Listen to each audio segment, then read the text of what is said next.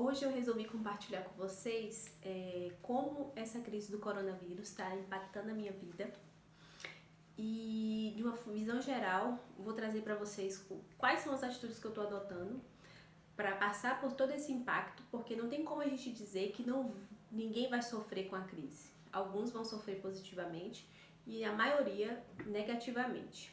Então hoje eu vou compartilhar um pouquinho com vocês sobre isso.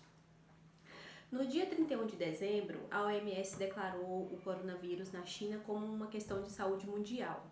Só que nessa data, aqui no Brasil, a maioria das pessoas estavam tão ligadas em festa, em férias, em viajar, que a gente olhava para isso, né?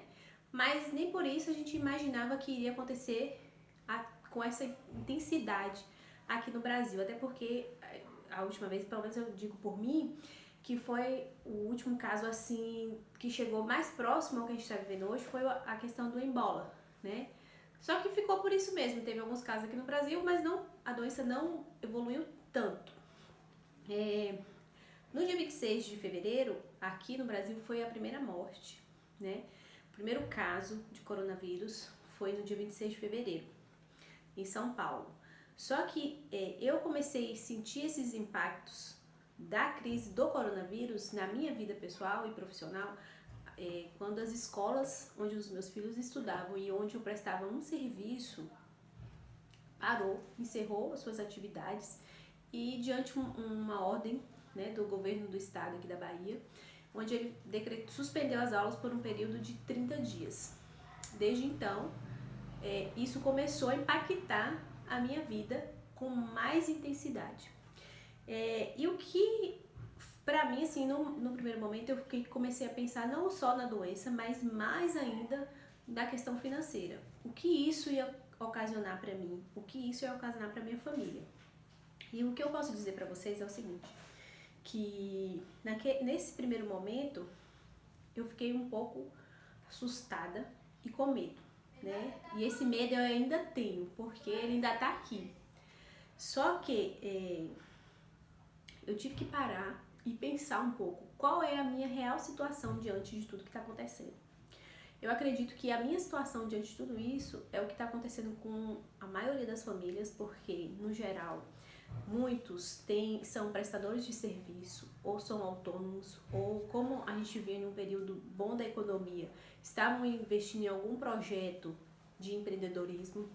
E aqui em casa eu sou autônoma e meu esposo é prestador de serviço que também é um autônomo. Então a gente sabe que se a gente não trabalhar, a gente não gera renda. E para acentuar mais ainda essa situação, eu venho de uma cultura pessoal, né, e familiar também, que não deixa de ser, daquelas pessoas que não fazem reserva financeira. E foi o que mais me assustou nesse momento, foi o fato de não ter uma reserva financeira. E diante ainda, para agravar mais a situação, eu acredito que grande parte da população também vive dessa maneira. A gente faz compromisso visando aqueles serviços que a gente tem e que a gente acha que não vai acabar. Que aí você tem prestação de cartão de crédito, você tem prestação, no cartão você tem prestação de bens de consumo, roupas, calçados, supermercado, farmácia e fora as contas comuns do dia a dia, que é água, luz, escola dos meus filhos. Então assim, tudo isso, essas contas, elas continuam. Só que a minha geração de renda estagnou diante do coronavírus, né? Diante de toda essa crise do coronavírus. E eu acredito que a maioria está numa situação semelhante. E diante de tudo isso, eu me vi forçada a parar um pouco, sentar, ver minha situação, ver o que eu vou pagar primeiro, o que é mais urgente, né? Eu vou trabalhar agora, como eu posso gerar uma renda e essa renda vai ser direcionada para onde, né? Porque a gente sabe que a gente tem N coisas. Eu tenho um microempreendedor individual que me gera um valor mensal que eu acredito que na grande maioria as pessoas vão postergar esse pagamento porque o governo está vindo aí com muitas medidas para amenizar esses impactos. Aqui no meu lar eu tenho prestação habitacional, a gente tem prestação de veículo, que essas coisas continuam vindo e a gente sabe que se a gente acumula 2, 3 parcelas, a gente fica em uma situação de bola de neve que você não consegue quitar, que é mais custoso você conseguir fazer isso. E aí o que eu tô fazendo? O que eu decidi fazer? Eu decidi voltar lá naquelas anotações que eu tinha de projetos que às vezes demandava muito tempo, que eu teria que sentar para desenvolver esses projetos, teria que estudar mais, ler mais, para colocar esses projetos em prática. Só que como a minha necessidade do dia a dia era gerar renda, esses projetos ficaram mais um pouco parados, né? Então, diante disso, eu voltei lá e estou retomando esses projetos. Eu acredito que seja, se eu puder dar uma sugestão para vocês, é que vocês façam isso, né? Tentem ir naquela linha de voltar lá, naquela questão que você estava, aqueles projetos que você tem lá, que talvez seja uma fonte de renda para sua família. E também tentar se colocar na posição de ver o que é mais essencial. Qual é a sua situação? Você tem anotado tudo aquilo que você tem para pagar? Quais são suas dívidas? Qual é mais importante? Qual que você acha que você vai conseguir pagar sem juros depois que tudo isso passar? Outra questão foi para mim enxergar também o lado bom do lado ruim, né? Parece que às vezes a gente acha assim, não tem condição de ter um lado bom no lado ruim. E eu estou buscando enxergar esse lado bom.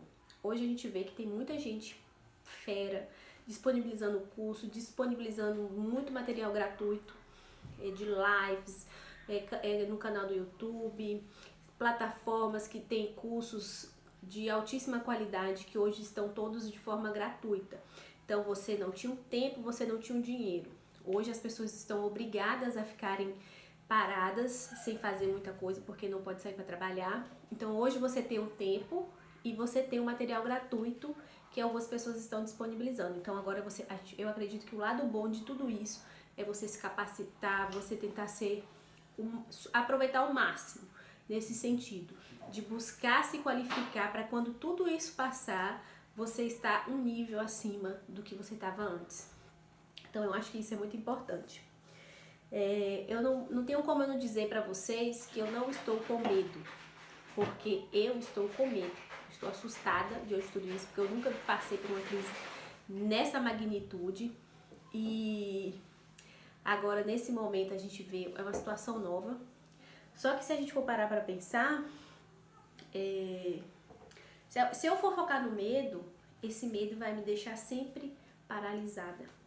Vai me deixar ali nas minhas incertezas, eu vou ficar até mesmo paranoico, porque teve dias que eu estava assim.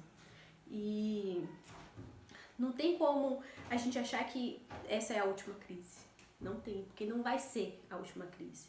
Então a gente tem que aproveitar essa crise para virar o jogo. Porque eu decidi aproveitar isso para me colocar, para me trazer tipo aquele tapa na cara que a gente muitas vezes tem que levar para poder dar uma reviravolta, fazer aquilo que precisava ser feito e a gente nunca teve coragem de fazer. Então, com essa crise, que eu tenho certeza que não vai ser a última, mas eu espero que na próxima que vier eu esteja mais preparada para ela, né, de forma financeira, porque elas virão, né. E o que eu queria falar com vocês, deixar mais marcante nesse vídeo, é que se você tiver com medo, não tenha medo de sentir medo. Mas não deixe o medo te paralisar, porque ele vai te deixar parado onde você está. E essa crise, veja o lado bom dessa crise, porque ela pode tornar você uma pessoa melhor e levar você na versão melhor de você mesmo. Então, tente aproveitar ao máximo o máximo que você puder dessa crise e dê a volta por cima, porque na próxima crise eu não quero estar na situação que eu estou hoje. E eu espero que você também não.